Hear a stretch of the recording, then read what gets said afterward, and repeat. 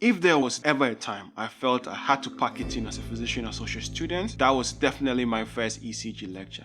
Bro, nothing went in. The thing looked like noodles on a piece of paper. Mind you, I had covered the whole business of the cardiac cycle during my biomed years, and I was aware of the Pew, QRS complex, T-wave. The problem I was having was the fact that in reality, you couldn't find any clean science like that. Everything looked discombobulated. And what made it worse was that some dude was supposed to break it down and make us understand it. Homeboy came in and drew one of them triangles with a homie in the middle doing the Jesus pose. Bro, it did not help the situation. I felt there was no way I could hack it. And I couldn't escape them either, because 7 out of 10 patient notes I picked up during placements, be it AMU or ED, definitely had some ECG in there somewhere. There was no way I could be walking around in the ED department with a stethoscope around my neck like a big shot, knowing I could not read ECGs. I felt like an absolute fraud. Growth mindset came to save the day. The principle is simple.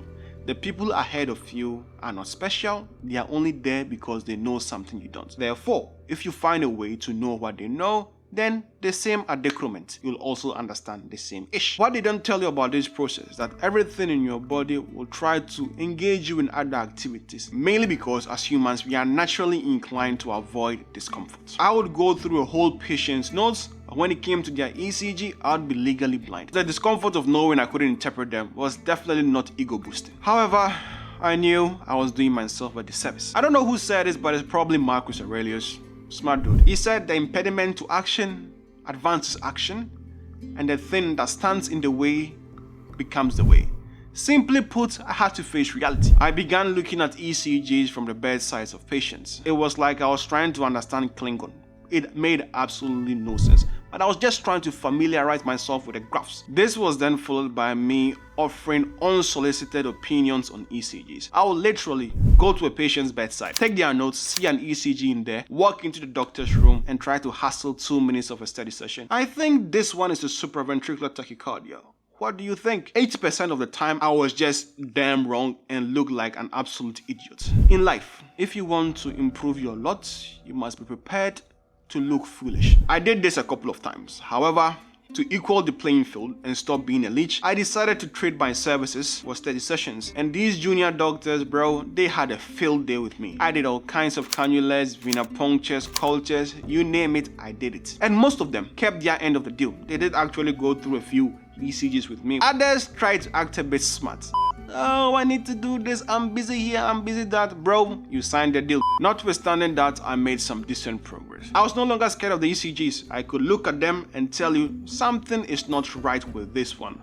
But as to what was actually wrong with it, your guess was as good as mine. It was just a minefield of speculation. I always say this, information is always around us. It's just up to you and I to go and seek them out. And I did exactly that. I got a hold of this book, ECG Workbook. It changed my relationship with ECGs for the better. It provided me with a systematic approach to any ECG. Rate, to the rhythm, to the axis deviation, to the relationship between the P, QRS complexes, and much more. It definitely did not make me a cardiologist, but I felt I could hold my own with anyone, mainly because of how well it covered the basics. As the name implies, this is not a book you can just read and truly squeeze out its potential. You have to do the work. One ECG after the other. First looking for just A, then B, then AB, ABC, and so forth. By the time you get to the end of the book, you'll be interpreting ECGs at a level you never thought possible. I knew I was feeling myself when I went to a cardiology department and challenged a junior doctor and I think an advanced nurse practitioner on an ECG. I thought it was this, they thought it was that, and I was just adamant that it is this. I know.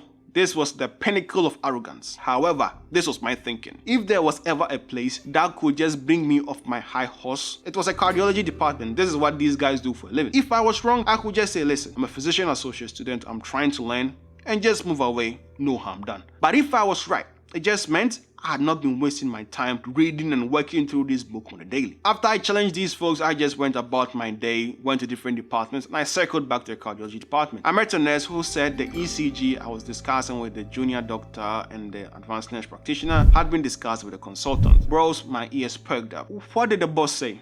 She looked at me and said, "You were right, big man."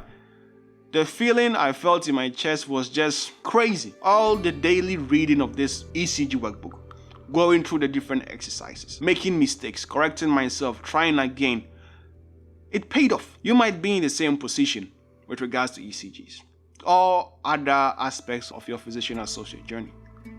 Just make small daily improvements. It's basically the Kaizen principle that the Japanese use. Little steps at a time go the long way. If you don't use it, you'll probably lose it. If you want to know why, click on this video. It's your boy Yoti and I'm out. Salute!